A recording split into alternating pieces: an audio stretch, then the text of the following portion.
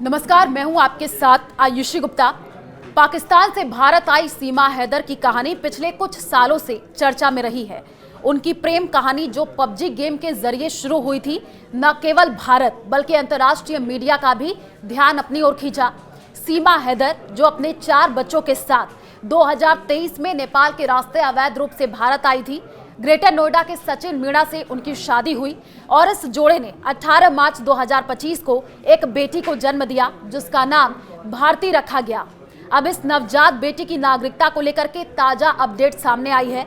आपको बता दें कि सीमा हैदर के वकील एपी सिंह ने यह दावा किया है कि उत्तर प्रदेश सरकार ने उनकी बेटी का जन्म प्रमाण पत्र जारी कर दिया है, जिसके आधार पर वो भारत की नागरिक मानी जाएगी।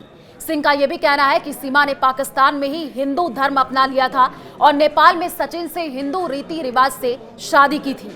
इसके बाद भारत में भी उनकी शादी हुई, जिसके चलते अब वो एक भारतीय नागरिक को पत्नी और एक भारतीय बेटी की मां है। एपी सिंह ने यह भी कहा कि सीमा की नागरिकता के लिए आवेदन भारत सरकार और राष्ट्रपति के पास लंबित है, जिस पर अंतिम फैसला होना बाकी है। हालांकि कानूनी विशेषज्ञों का यह कहना है कि सीमा हैदर की अवैध रूप से भारत में प्रवेश करने की स्थिति के कारण उनकी बेटी की नागरिकता को लेकर जटिलताएं हो सकती हैं। भारतीय नागरिकता अधिनियम 1955 के अनुसार भारत में जन्मा बच्चा तभी नागरिक माना जाता है जब उसके माता पिता में से कम एक भारतीय नागरिक हो और दूसरा अवैध प्रवासी ना हो।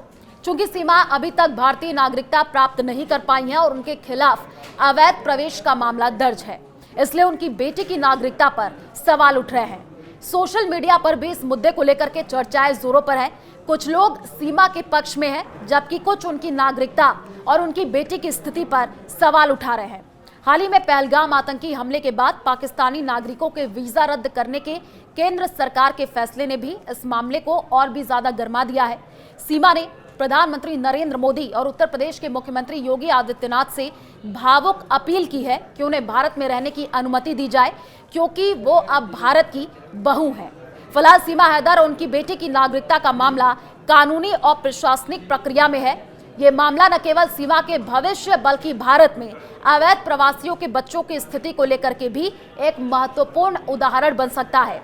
आने वाले समय में कोर्ट और सरकार के फैसले पर सभी की नजरें टिकी रहेंगी।